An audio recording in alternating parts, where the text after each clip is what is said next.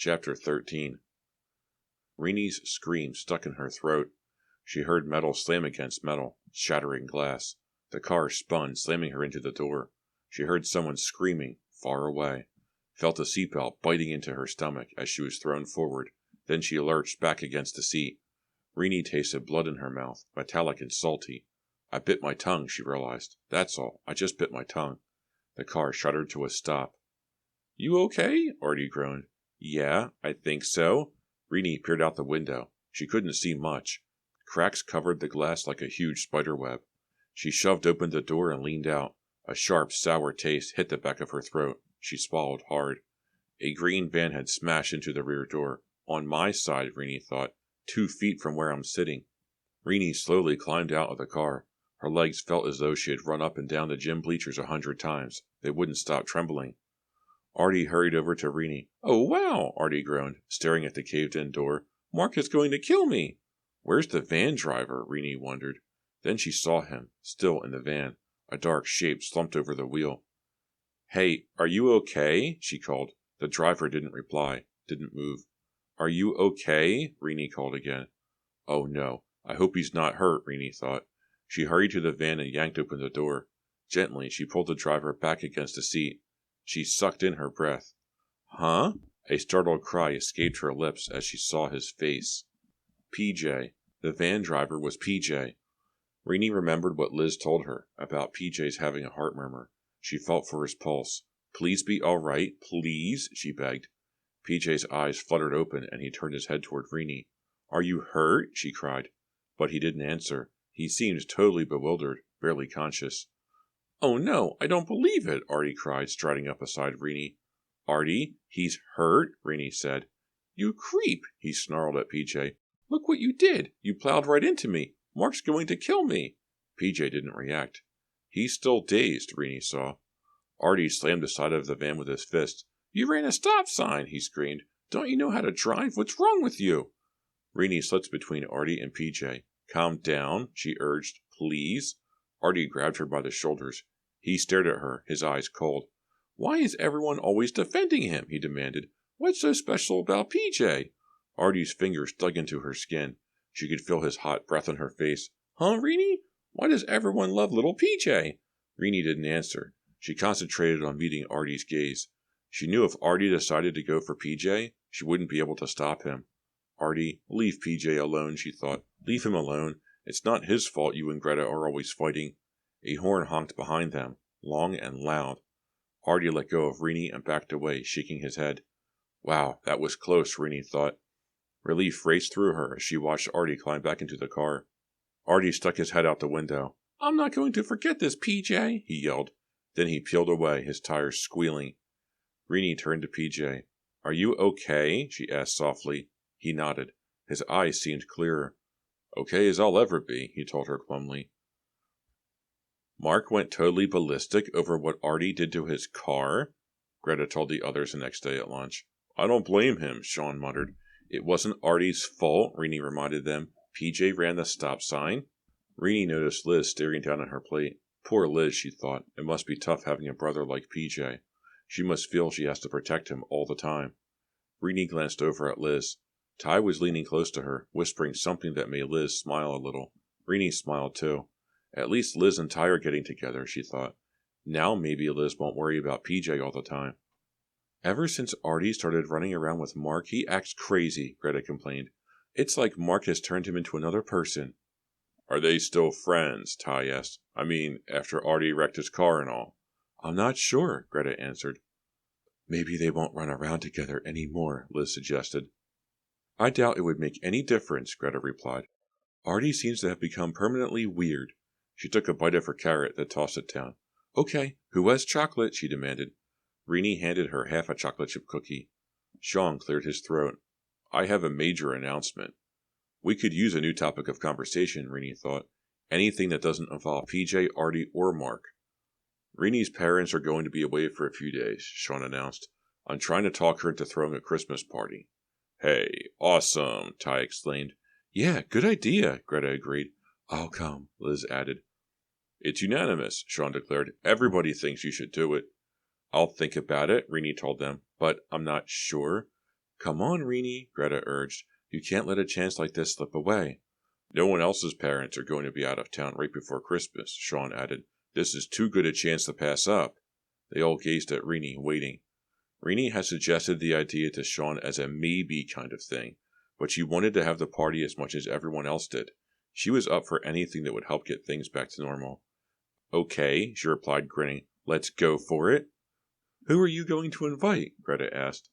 Before Rini could answer, Sandy Burke pushed her way up to their table. Get to the weight room, she choked out. Quick! Rini felt a chill down her back.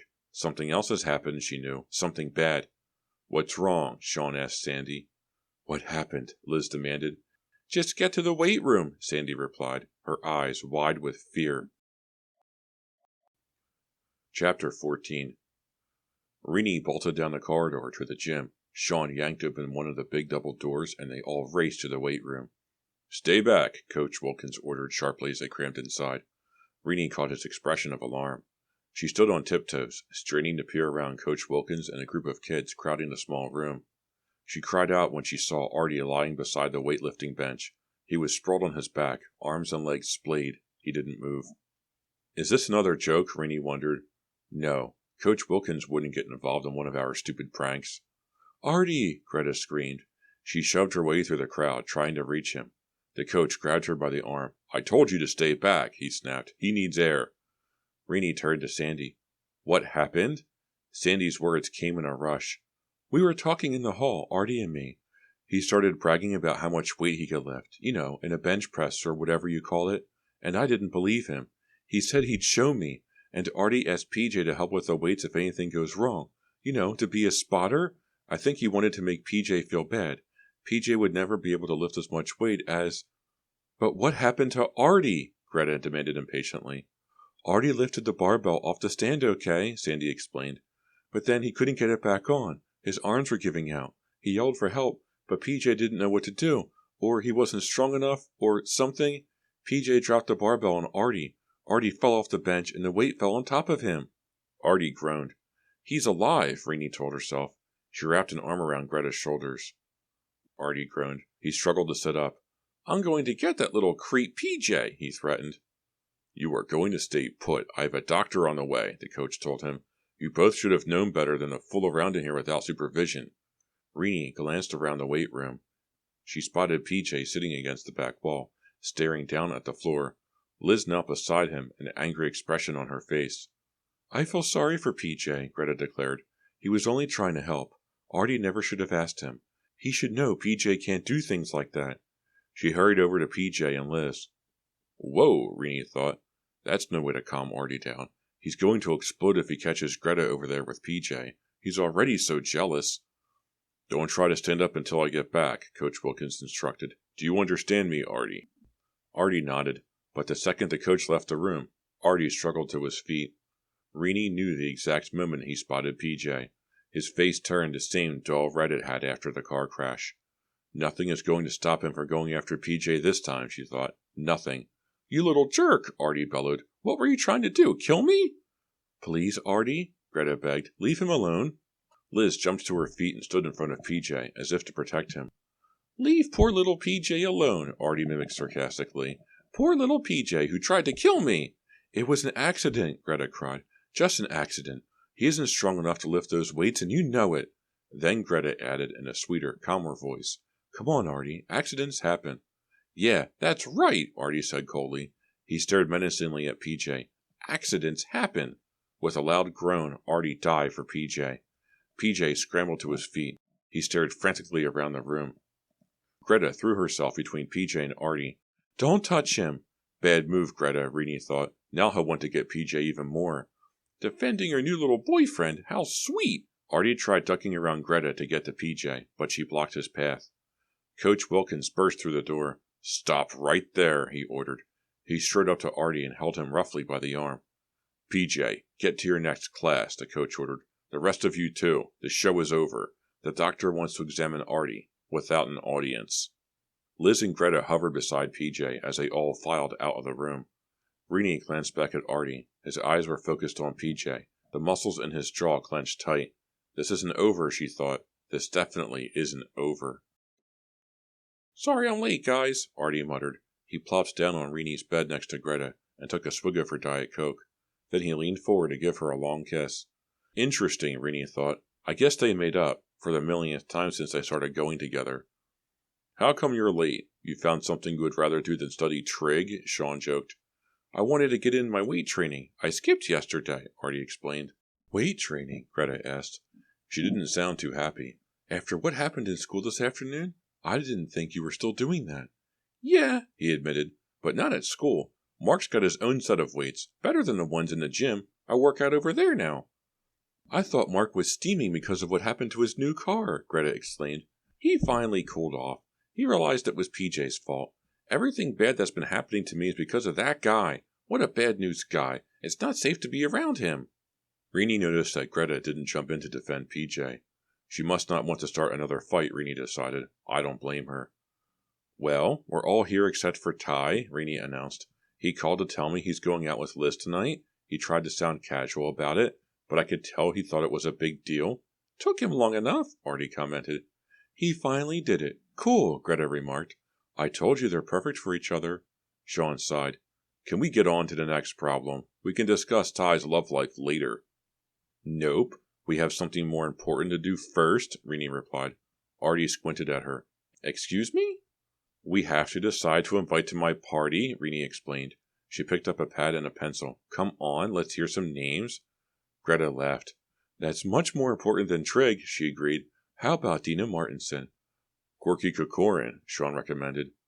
And Julie Prince, Greta added. Hey, Reenie said, aren't you forgetting something? We've got to invite some guys, too. How about Gary Brandt? Bobby Newkirk, Sean called out. No, Reenie and Greta moaned in unison. Guess not, Sean concluded. Wait, I know, Greta exclaimed. Reenie, you've absolutely got to invite. Artie interrupted her. My first choice is PJ. They all stared at him. Artie grinned. You've got to invite PJ, he insisted. The party won't be nearly as fun without him. Oh, come on, Reenie answered.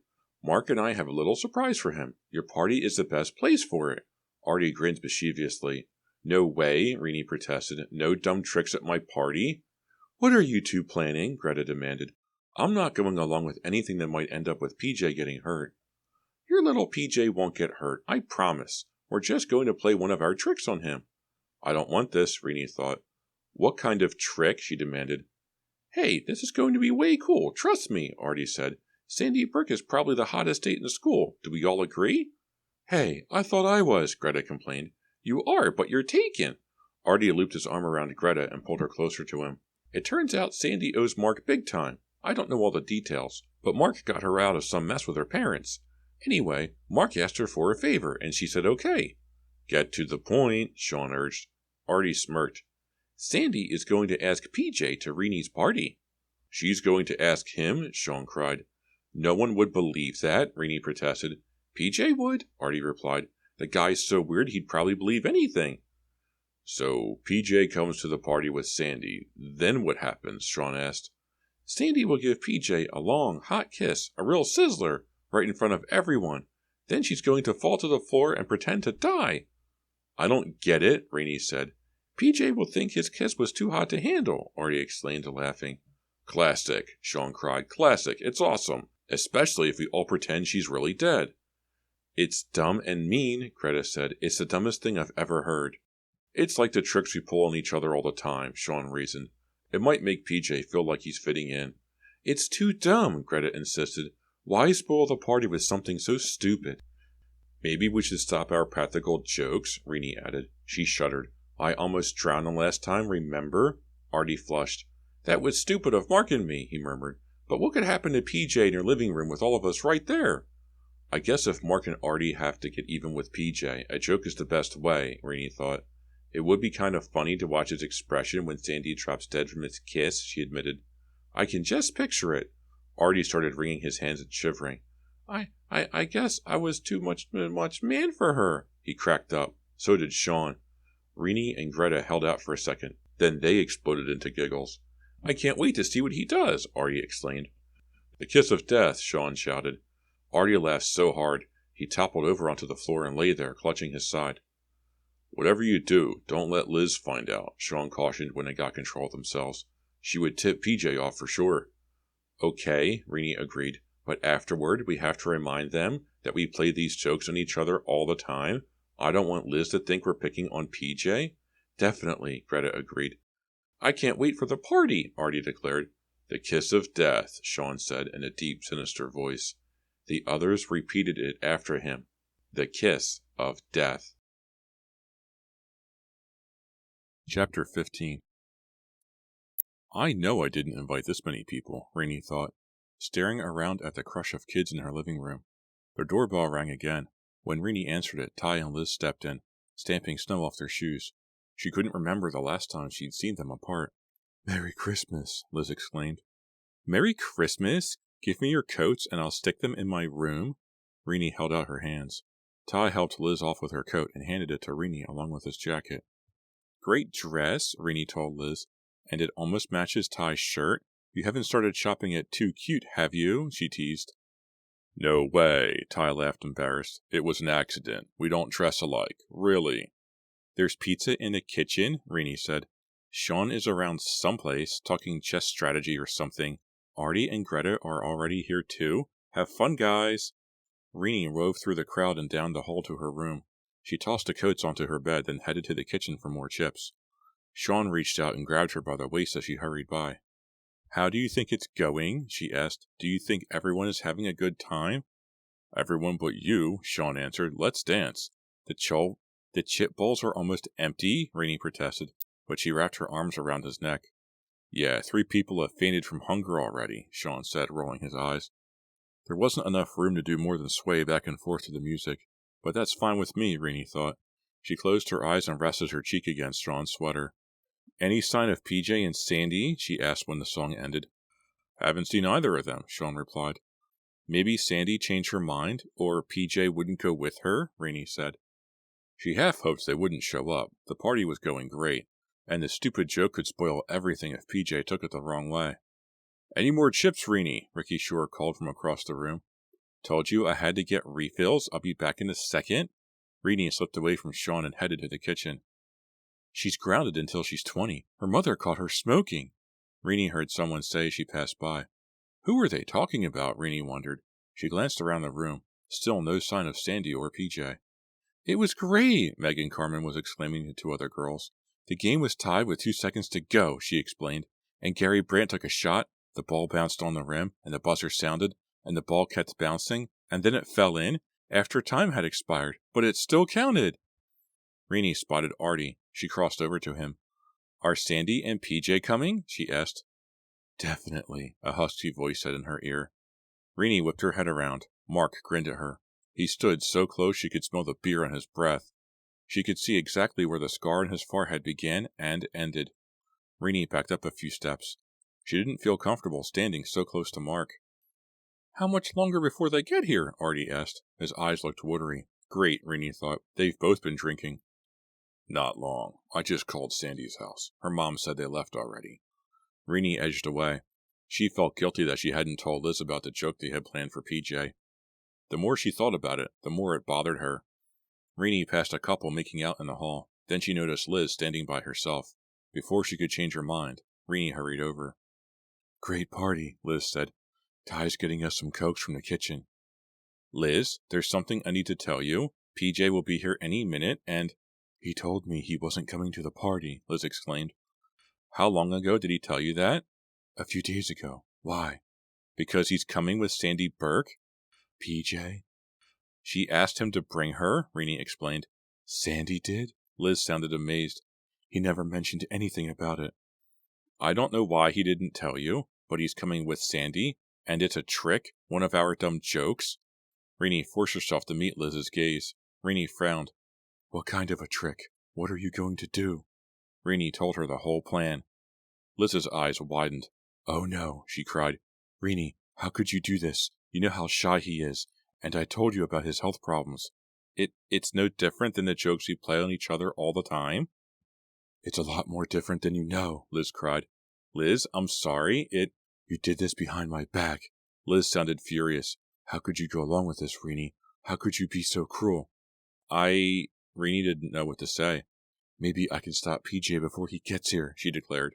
She darted toward the door, then whirled around to face Rini. You have no idea what you've done, Rini. No idea at all. She pulled open the door and rushed out into the night. Rini? She turns to find Ty holding a Coke in each hand. Was that Liz? He asked. Rini nodded. Where did she go? Ty looked puzzled and a little hurt. Before Rini could answer, the sound of the party abruptly changed. The loud babble of voices became a low murmur. Suddenly, everyone was staring at the door. PJ and Sandy had arrived. What is she doing with him? Rini heard someone whisper. Yeah, I thought Sandy only dated within her own species, someone joked. Rini saw Ty slipping out the door behind them. He's going after Liz. Good. I hope he can convince her that we're not trying to hurt PJ. Sandy took off her coat and handed it to PJ. PJ kept his on. He was wearing only a denim jacket. He must be freezing without a heavy coat, Rini thought. Then she turned her attention to Sandy. Wow. In that dress, Sandy should be in an MTV video, not at my party, Rini thought. The short black dress showed off Sandy's long legs. She wore a sparkly red vest. She had on heels and sheer black stockings. Whoa, a guy near Rini murmured. PJ's eyes darted nervously around the room. He appeared tense. This is a big mistake, Rini thought. PJ is never going to understand. He's going to feel humiliated. Why did I agree to this? Hi, everybody, Sandy exclaimed. PJ said nothing. Hey, PJ, Mark called. What's your secret? I've been asking Sandy out for months, but she always tells me to get lost. PJ shrugged. A sly smile spread over his face. I don't know. I asked him, Sandy declared. No way, Mark yelled. She asked you? Sean joined Rini. Mark better cool it, he whispered in her ear. If he embarrasses PJ too much, PJ might leave. Then we'll never get to the good part. Rini experienced a new rush of doubts. I'm not so sure this is a good idea, she told Sean. It's too late now. PJ will be okay, Sean assured her. He's right, Rini decided. It's going to happen no matter what. Where can I put my coat? Sandy asked. I'll take it, Rini said. She took the coat from PJ and dumped it on her bed with the others. She rushed back to the living room and over to Sean. She wanted to be with him in case... In case what? What was she afraid of? Greta popped a CD into the player. Then she grabbed Artie and they started to dance. Before long, the room was full of shifting, dancing bodies. Want to dance? Sean asked. I like this song. Rini shook her head. Later, okay? I'm too nervous. She couldn't stop thinking about what Liz had said. She sounded so hurt and angry. You have no idea what you've done, Rini. No idea at all. But what have I done? Rini asked herself. Check it out, Sean whispered. Sandy Burke towed PJ into the middle of the dancing couples. She pulled him to her and began moving with the music. PJ had no choice but to move too. He was stiff, awkward. A few kids snickered. The other dancers gave them room. Everyone watched. He's terrified, Rini realized. Sandy pushed herself against him, whispered in his ear. PJ blushed. I never should have gone along with this, Rini thought. Liz will never be my friend again. Finally, the song ended. You were wonderful, Sandy exclaimed loudly. She pulled PJ's face to hers, kissed him. A long, slow kiss. PJ's hands fluttered at his sides. Staring at Sandy, Rini thought of a vampire sucking the life out of its victim. She was kissing the helpless PJ so intensely. Rini saw him try to back away, to pull free, but Sandy held on, her mouth moving over his, her arms wrapped tightly around his slender shoulders. Whoa, someone cried. Some kids laughed uncomfortably. Some whispered, some cheered. Suddenly, Sandy stiffened. She appeared to shove PJ away. Rini saw the startled expression on PJ's face. To everyone's surprise, Sandy tossed her head back and uttered a long, frightening moan, almost an animal howl. She sank to her knees, her eyes wide, her mouth hanging open. Kids gasped and cried out. Sandy crumpled into a heap on the floor. What happened? Somebody help her. Do something! Alarmed cries rang out through the living room. Artie and Mark rushed to Sandy. They dropped down beside her and looked at her curiously. Give her air. Give her air, Mark demanded. Artie shook Sandy's shoulders. He shook her hard. Hey! Artie cried. Hey! Hey! He shook Sandy and waited. Shook her again. Too hard, Rini thought. Why is he doing that? Why is he shaking her so hard? Artie shot Mark a terrified look. Why does Artie look so frightened, Rainey thought. Why doesn't he end the joke? Reveal it to everyone. It's taking too long. No. A howl escaped Mark's lips. Artie shook Sandy by the shoulders. Then he started pumping her chest with both hands, pounding down frantically, desperately, as if giving her artificial respiration. Artie, this is going too far, Rainey finally choked out. Give us a break. She saw PJ backing away, his pale face twisted in horror. No! Another mournful howl escaped Mark's lips. Sandy's head bounced against the floor as Artie pounded her chest. She didn't blink. Her eyes stared blankly at the ceiling. Kids were whispering softly. No one moved. Come on, Sandy! Come on! Come on! Come on! Artie chanted. Then with a cry, he leaped to his feet. His eyes swept over the startled crowd. Hey! This was supposed to be a joke! Artie cried in a shrill, trembling voice. A joke! Just a joke! But Sandy's dead! She's really dead! Chapter 16. PJ stared down at Sandy, his eyes wide with confusion and horror. But I didn't do anything to her. She's dead! Artie shouted, glaring up at PJ. You killed her! PJ's mouth moved as if he wanted to speak, but no words came out. Poor PJ, Rainey thought. He has no idea this is all a joke. Should I tell him? No, she decided. It's too late. They will only tease him more if I try to protect him. Rainey spotted Greta across the room. Their eyes met. Greta pressed her lips tightly together and shook her head. We have to call the police, Mark insisted. I, PJ stammered. Quick, I mean it. Somebody call the police, Mark commanded. Must have been one hot kiss, one of the cheerleaders joked. Killer kiss, Sean muttered. Rainey could tell the others were trying not to laugh. They knew Sandy was okay. If PJ glanced down, he would notice her chest rising and falling too. Come on, PJ, Rainey silently urged him. Don't let them make a fool out of you. Look at Sandy. She's not dead. She's about to burst into giggles. PJ uttered a low moan from deep in his throat. His eyes rolled up in his head until only the whites showed. His body started to convulse. Oh no. Is it his heart? Rainey wondered. She rushed toward him. Greta let out a scream, high and piercing. Shut up! Artie snapped. Shaking all over, PJ crumpled to the floor at Rainey's feet. Sandy sat up, a confused expression on her face. Hey, you guys went too far. You really scared him. Rainey leaned over PJ and pressed her ear against his chest. All she could hear was her own pounding heart. It thudded painfully inside her. I'm going to bring him some water, Greta called. It's my fault, all my fault, Rainey thought. I'm the only one who knew he had a heart murmur. I could have stopped this if I tried. How could I have been so dumb? You told me it would be funny, Sandy cried, but no one's laughing. Sean, Rainey yelled, I think PJ is dead. She couldn't choke out the word, but that is what she thought. She thought PJ was dead. Sean rushed over and crouched next to Rainey. I can't hear a heartbeat, she whispered. PJ only fainted, Artie said. I'll show you. He knelt down beside PJ and shook him the way he had shaken Sandy. Come on, PJ, Artie pleaded. Don't be a wimp. You can't be that scared. He shook PJ harder, shook him until PJ's head flopped back and forth on his shoulders. Greta returned with a glass of water. She cradled PJ's head in one arm and tried to pour the water into his mouth. He didn't swallow. He didn't choke. The water ran down his chin and cheeks. No, Greta cried. No, no, no. Sean grabbed PJ's wrist. The crowd grew silent. I don't feel a pulse, he reported. Don't die on me, man, Artie moaned. Wake up, PJ. Come on. Snap out of it, please.